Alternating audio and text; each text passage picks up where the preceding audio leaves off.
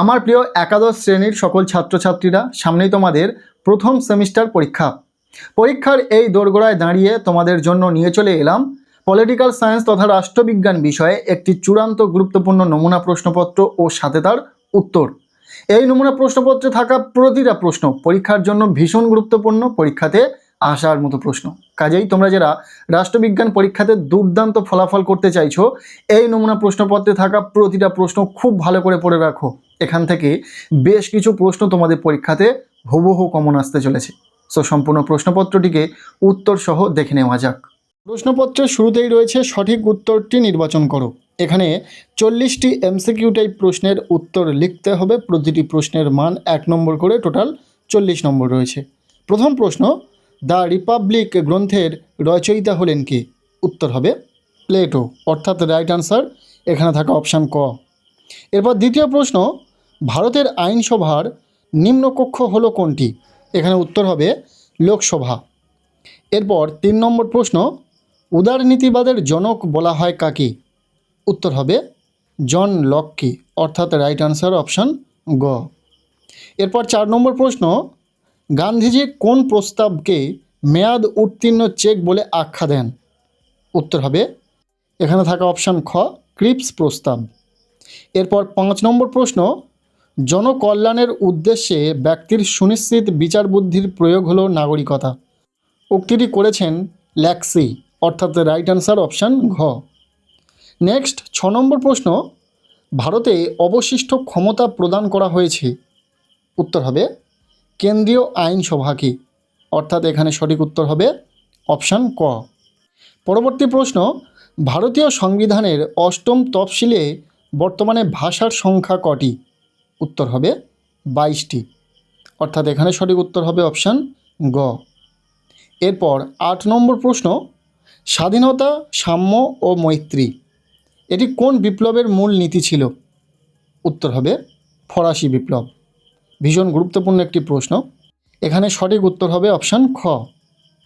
এরপর 9 নম্বর প্রশ্ন, রাষ্ট্রবিজ্ঞানকে একটি প্রগতিশীল বিজ্ঞান বলে অভিহিত করেছেন Aristotle, David Truman, Lord Bryce, Gettell কে? উত্তর হবে লর্ড ব্রাইস, অর্থাৎ রাইট আনসার অপশান গ। এখানে যে প্রশ্নগুলি তোমরা দেখছো, প্রতিটা প্রশ্ন পরীক্ষার জন্য ভীষণ গুরুত্বপূর্ণ। কাজেই প্রত্যেকটি প্রশ্ন উত্তর সহ খুব ভালো করে পড়ে রাখো। এখান থেকে বেশ কিছু প্রশ্ন তো তোমরা অবশ্যই কমন পাবে, তবে আগামীতে আমরা অধ্যায়ভিত্তিক, অর্থাৎ তোমাদের সম্পূর্ণ পাঠ্য বই থেকে অধ্যায়ভিত্তিক যে প্রশ্নগুলো গুরুত্বপূর্ণ রয়েছে, যে প্রশ্নগুলি পড়া থাকলেই পরীক্ষাতে কমন পাবে, সেই গুরুত্বপূর্ণ প্রশ্নগুলি নিয়ে আলোচনা করে দেব।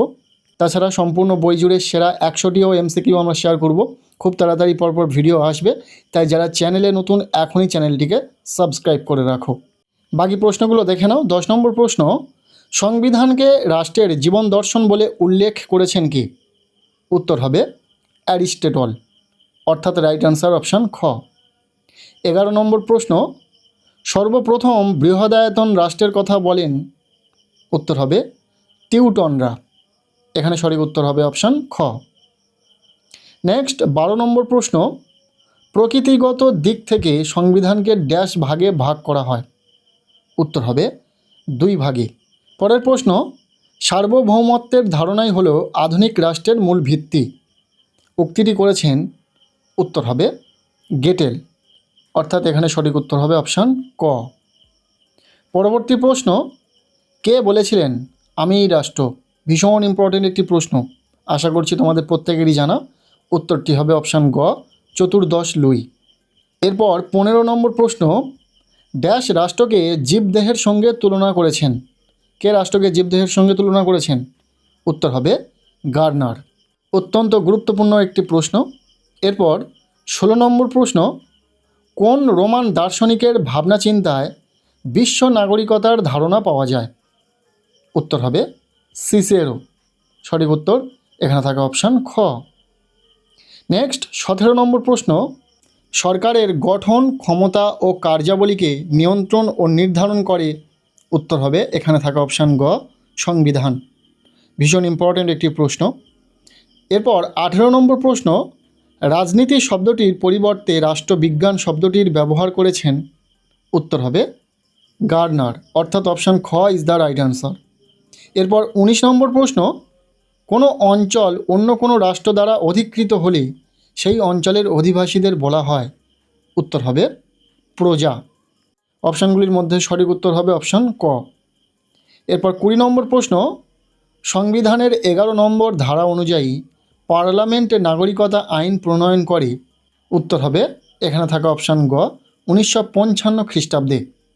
এই যে প্রশ্নগুলি তোমরা দেখছো, প্রতিটা প্রশ্নই তো গুরুত্বপূর্ণ রয়েছে। আমি উত্তরসহ প্রতিটা প্রশ্ন আলোচনা করে দিচ্ছি, তারপরেও তোমরা নিজেরা উত্তর করার চেষ্টা করো এবং আমার উত্তরের সাথে তোমাদের উত্তর মিলছে কিনা সেটা চেক করো।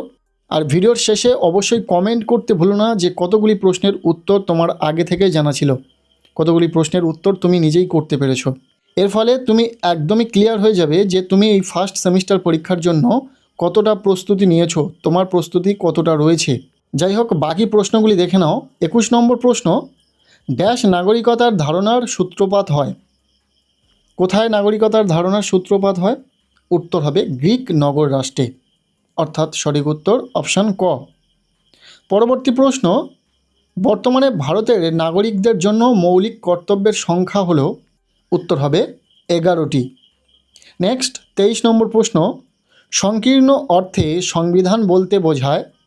উত্তর হবে লিখিত মৌলিক নিয়মকানুন, অর্থাৎ এখানে সঠিক উত্তর যেটা হবে অপশান ক। পরবর্তী প্রশ্ন, সর্বাপেক্ষা সুপরিবর্তনীয় সংবিধানের উদাহরণ হলো। এই অপশানগুলির মধ্যে সঠিক উত্তর হবে ইংল্যান্ডের সংবিধান, অপশান গ। এরপর 25 নম্বর প্রশ্ন, ভারতের সংবিধানকে আধা যুক্তরাষ্ট্রীয় বলে অভিহিত করেছেন কে? উত্তর হবে এখানে থাকা অপশান ক, কেসি হোয়ার। 26 নম্বর প্রশ্ন, কোন আইন অনুযায়ী ব্রিটিশ আমলে ভারতের দ্বৈত শাসন ব্যবস্থা অর্থাৎ কেন্দ্রীয় ও প্রশাসনিক শাসন ব্যবস্থা প্রচলন হয়? উত্তর হবে 1919 খ্রিস্টাব্দের ভারত শাসন আইন। এরপর 27 নম্বর প্রশ্ন, গণপরিষদে কার্যনির্বাহক কমিটির সভাপতি ছিলেন। উত্তর হবে ডক্টর রাজেন্দ্র প্রসাদ, অর্থাৎ সঠিক উত্তর অপশান খ। 28 নম্বর প্রশ্ন, ভারতের দ্বিকক্ষ বিশিষ্ট আইনসভার ধারণাটি নেওয়া হয়েছে। উত্তর হবে ব্রিটেনের সংবিধান থেকে, অর্থাৎ সঠিক উত্তর অপশান গ। পরবর্তী প্রশ্ন, ড্যাশ গণপরিষদে খসড়া কমিটির সভাপতি ছিলেন। উত্তর হবে ডক্টর বি.আর. আম্বেদকর, অর্থাৎ রাইট অ্যান্সার হবে অপশান ঘ। এরপর 30 নম্বর প্রশ্ন, সংবিধান হলো এমন একটি ব্যবস্থা যার দ্বারা রাষ্ট্রের সার্বভৌমিকতা বা সরকারের সর্বোচ্চ ক্ষমতা বাস্তবায়িত হয়। উক্তিটি করেছেন। উত্তর হবে অস্টিন। এরপর 31 নম্বর প্রশ্ন, ভারতের সংবিধানের একটি বিশেষ বৈশিষ্ট্য হলো। এগুলির মধ্যে কোনটি হবে সঠিক উত্তর? অপশান খ ইজ দ্য রাইট অ্যান্সার, সংসদীয় শাসন ব্যবস্থা। এরপর 32 নম্বর প্রশ্ন, সংসদীয় শাসন ব্যবস্থায় সার্বভৌম হলো। এগুলির মধ্যে কোনটি? উত্তর হবে পার্লামেন্ট। পরবর্তী প্রশ্ন, ভারতের সংবিধানের মৌলিক অধিকারগুলি লিপিবদ্ধ করা হয়েছে কোন ধারায়? উত্তর হবে 12 থেকে 35 নম্বর ধারায়। নেক্সট 34 নম্বর প্রশ্ন, সমষ্টিগত নাগরিকতা অর্জনের পদ্ধতি চালু আছে। উত্তর হবে ব্রিটেনে। এরপর 35 নম্বর প্রশ্ন, বিচার বিভাগের প্রাধান্য পরিলক্ষিত হয়। উত্তর হবে লিখিত সংবিধানে, অর্থাৎ রাইট অ্যান্সার অপশান খ। এরপর 36 নম্বর প্রশ্ন, ভারতের সংবিধানের প্রস্তাবনায় সংহতি শব্দটি সংযোজিত করা হয় কত খ্রিস্টাব্দে? উত্তর হবে 1976 খ্রিস্টাব্দে, অর্থাৎ রাইট অ্যান্সার অপশান ঘ। পরের প্রশ্ন, কততম সংবিধান সংশোধনীর মাধ্যমে সংবিধানে নাগরিকদের জন্য মৌলিক কর্তব্যসমূহ লিপিবদ্ধ করা হয়? উত্তর হবে 42তম, অর্থাৎ রাইট অ্যান্সার অপশান ঘ। এরপর 38 নম্বর প্রশ্ন, ভারতের সর্বোচ্চ ও মৌলিক আইন হলো। এগুলির মধ্যে যেটা সঠিক উত্তর হবে অপশান ক সংবিধান। এরপর 39 নম্বর প্রশ্ন, রাষ্ট্রের সর্বাপেক্ষা গুরুত্বপূর্ণ বৈশিষ্ট্য হলো। এগুলির মধ্যে অপশান ঘ সঠিক উত্তর সার্বভৌমত্ব।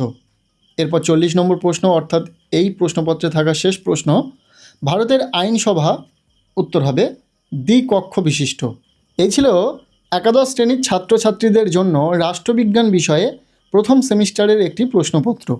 এই প্রশ্নপত্রে থাকা প্রতিটা প্রশ্ন পরীক্ষার জন্য ভীষণ গুরুত্বপূর্ণ, পরীক্ষাতে আসার মতো প্রশ্ন। কাজেই প্রতিটা প্রশ্ন তোমরা খুব ভালো করে উত্তরসহ পড়ে রাখো। এখান থেকে বেশ কিছু প্রশ্ন তোমাদের পরীক্ষাতে কমন পাবে। পার্ট বাই পার্ট এই রকম আমরা নমুনা প্রশ্নপত্র শেয়ার করব উত্তরসহ। পাশাপাশি প্রত্যেকটি বিষয়ে অধ্যায় ভিত্তিক কিন্তু সাজেশন আসতে চলেছে। তাই যারা চ্যানেলে নতুন এখনই চ্যানেলটিকে সাবস্ক্রাইব করে রাখো। আর এই প্রশ্নপত্রে থাকা কতগুলি প্রশ্নের উত্তর তোমার জানা ছিল অবশ্যই কমেন্ট সেকশানে জানাতে ভুলো না। ভিডিওটি কেমন লাগলো অবশ্যই জানাও। ভিডিওটি ভালো লেগে থাকলে লাইক করে দাও, আর পারলে ভিডিওটি প্রচুর শেয়ার করে দাও।